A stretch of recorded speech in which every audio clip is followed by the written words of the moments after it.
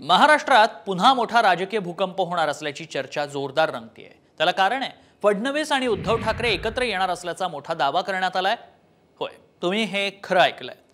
फडणवीसांनी थेट मातोश्रीवर जाऊन उद्धव ठाकरेंची भेट घेतल्याचा मोठा दावा वंचित बहुजन आघाडीने केलाय आणि त्यामुळे मोठी खळबळ माजली। नेमकी ही भेट कधी कशी झाली पाहूया। फडणवीस ठाकरेंची मातोश्रीवर भेट।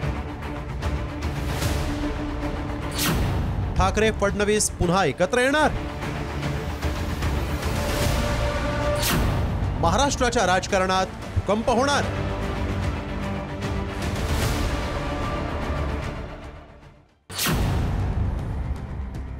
विधानसभा निवडणुकांच्या तोंडावर महाराष्ट्रात पुन्हा राजकीय भूकंप होणार की काय अशी शक्यता वर्तवण्यात येते।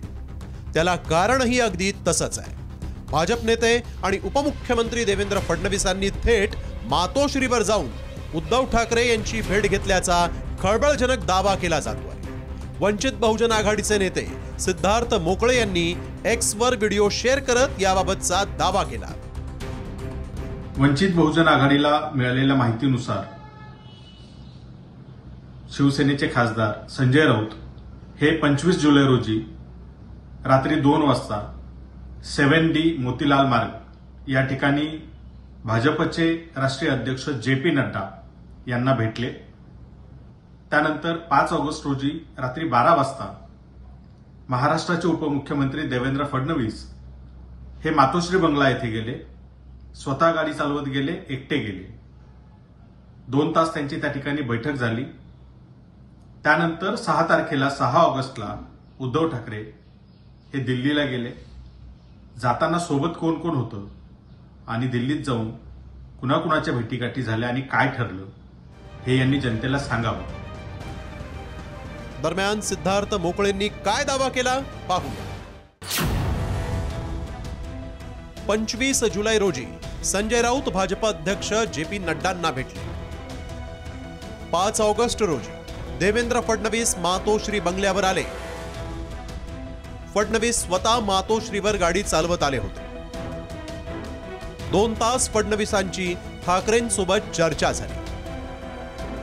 6 ऑगस्टला उद्धव ठाकरे दिल्लीला गेले। तर याबाबत संजय राऊतांनी कोण सिद्धार्थ मोकळे म्हणत याबाबत अधिक भाष्य टाळलं। तर वंचित एक मोठा दावा केला आहे। 25 जुलैला संजय राऊत हे दिल्लीला जाऊन JP नड्डा यांना भेटले आणि 5 ऑगस्टला मातोश्रीवर स्वतः देवेंद्र फडणवीस येऊन भेट होती। नक्की तुमच्या चर्चा काय करते असं कोण म्हणताय? वंचितचे प्रवक्ते सिद्धार्थ मोकळे। मी त्यांना ओळखत नाही। लोकसभा निवडणुकांपूर्वी वंचित बहुजन आघाडीनं महाविकास आघाडीत प्रवेश करण्यासाठी बोलणी सुरू केली होती। ठाकरे गटासोबत वंचितची आघाडी पुढच्या टप्प्यावरही गेली। मात्र जागावाटपावरून बोलणी फिसकटली आणि दोघांची फाटाफूट झाली। त्यामुळे ऐन विधानसभेच्या तोंडावर ठाकरेंना अडचणीत आणण्यासाठी वंचितची ही खेळी तर नाही ना असा सवाल उपस्थित होतोय। ब्युरो रिपोर्ट, साम TV।